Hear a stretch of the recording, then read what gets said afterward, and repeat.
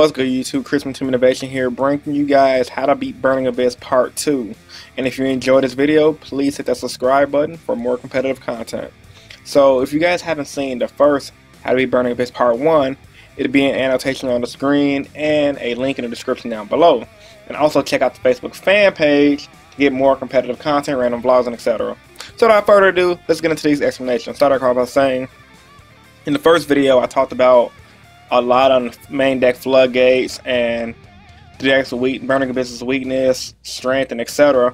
In this video, I'm going to be talking about mainly the what you do game 1 and how your playstyle should be game 2 and 3. So game 1 stuff, I feel like honestly these are some of your best cards going against the BA matchup from what I've seen in this format thus far. Mirror Force gets rid of things like your Dantes and your opposing monsters that they have, and it forces them to cycle through their reset sources. And that's really what power cards like Mirror Force, Dark Hole, and Regeki are good for. So you Mirror Force a Dante, they're going to get it off a bunch of effects. But from what my testing have shown me, when you do things like Mirror Force a Dante, they get the Farfa effect, they get the one guy that special summon one guy from the deck effect. Then your following turn, you followed up with a Regeki. They're running out of resources, which is a really good thing to do. Like it's a deck that just spazzes out resources like no tomorrow. So I really do enjoy the Mirror Force main deck against that deck due to the fact that all the deck do is just make monster and swing, make monster and swing. Get off effects with the synchro monster or bouncing the card back. But the deck really just puts pressure on you and tries to OTK you, and now it's trying to control with Dark Law, which is not that great in my personal opinion, but it does help them beat Necros. But Mirror Force taking care of the Dark Law plays sets them back because Dark Law don't give them the recursion that they used to have. The deck is steadily evolving, so like your power cards like Mirror Force, Regeki, and Dark Hole is really good in helping them burn through their resources and keeping them just at a halt. Same thing can be said for the Vanity's Emptiness, but we already know Vanity's Emptiness, how good Vanity's Emptiness is. It just keeps them at bay. Sometimes I see people, as soon as they reveal, flip Vanity's Emptiness up right away. That's not always the best play, and here's why.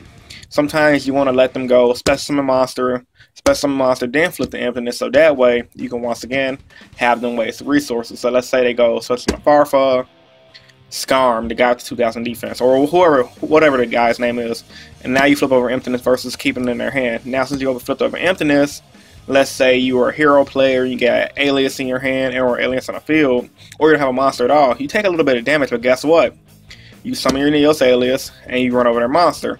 Now granted, some people are kind of scared because they might have a Firelight and a Burning Abyss, and that's something you might want to gamble, but when you're gambling like that, you want to go into the variables of see how many cards they have in their hand. Well, if they have a full hand, you obviously wouldn't do nothing like that, but if they have 3 cards in their hand or just 2 cards in their hand and they're going for them final plays where it's like 2 cards in hand, special when they're going for that grindy Dante, you can flip the Emptiness up versus when they have a bunch of cards in their hand and you're just like, okay, I'm going to flip the Emptiness right away so I don't get Fire Lake. So little things like that can really pitch you ahead against that matchup. And I'm pretty sure a lot of you guys are curious why Shared Ride is here. Well, Shared Ride, like Max C, helps you keep your resources up against them, because as they're burning through resources, it helps you get to your resources faster. Basically, your power cards to help them burn through more of their resources, and then thus leaving them to like a 10-card main deck. And the thing about Shared Ride, because I'm already main decking 2 Shared Rides, and I feel like they should be main deck this format anyway, in combination with things like Mirror Force, Dark Hole, and Regeki from my testing at locals, what I found out is you could Shared Ride a, let's say they go double Dante, which they do a lot. That's like their best first turn play. If you have Shared Ride and Dark Hole in your hand, you can go Dark Hole, or you just go Shared Ride, activate Dark Hole.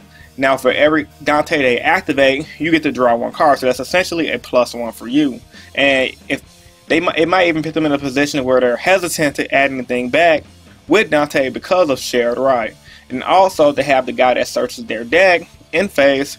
Well, guess what? You get to search with Shared Ride again. So you can essentially plus yourself up by 2 from just activating Shared Ride in combination with one of these cards.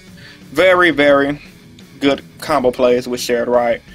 And this is the reason why I like to main deck 2 of these. So it's pretty much good against every matchup from my testing I've done with it. And the last but not least, that you got cards that you guys already know. Your flying seeds is good to keep them at bay. They go special summon monster, flying seed, boom, their field blows up. Now they're pitting the rut, and max seed keeps them at bay by not spamming you. But 9 times out of 10, they go special summon. You can chain max seed. They go normal summon. They're gonna go to further Dante or risk the chance of you having an out to their field. So a lot of players have deviated from the flying seed due to the fact that a lot of Burning Abyss players like to run those main deck tribute summon monsters in their deck. But I disagree to people taking Flying Seed out of their side deck. I still think Flying Seed is amazing due to the fact that while they do run a tribute summon monsters, their whole deck essentially now is special summon monster, and they really don't do a ton of extra stuff. So since 9 times out of 10, all their deck is full of nothing but like 3 Fire Lakes and maybe a Wing Blast here and there, and then obviously the 3 Max Change number 2. If you catch them off guard slipping, once again, burning through the resources, and then you hit them with the follow-up plays, like, okay, you Flying Seed them, boom. They have another, on their following turn, okay, they burn through their resources, activate effects in the graveyard, in the following turn, you Dark Hole them, boom, that's more resources. And on their, you set your Mirror Force, then they attack, Mirror Force, like, things like that, just making them burn through the deck, which is really, really good. So, yeah, that's all I wanted to say for how to beat Burning Abyss Part 2. I know a lot of you guys asked me, Chris, how do you beat Burning Abyss consistently? I'm having trouble with Burning Abyss deck, but it's just little things. You got to think about the little things that count the most and see the bigger picture. Like, Konami gave us these power cards back for a reason. And with that being said, I feel like a lot of us players should take advantage of these power cards while they're at high numbers right now. Mirror Force is at 3, Regex is at 1, and Dark Hole's at 2. So let's take advantage of it, guys. And in that way, we will not have problems against these retarded decks. So with all that being said, hope you guys enjoyed it. How to beat Burning Abyss Part 2. If you did, give it a big thumbs up to show support. Let's get this video up to 40 likes. 40 likes would be amazing. Comment down in the comment section below any more questions or concerns you guys might have, or thoughts about this video you guys might have. And of course, I do these videos to help you guys become better players. And I also do these videos so you guys can help me become a better player, because we're all growing together in this Team Innovation community. This was Chris from Team Innovation signing out. Rate, comment, and subscribe, guys. Deuces. Have a good day.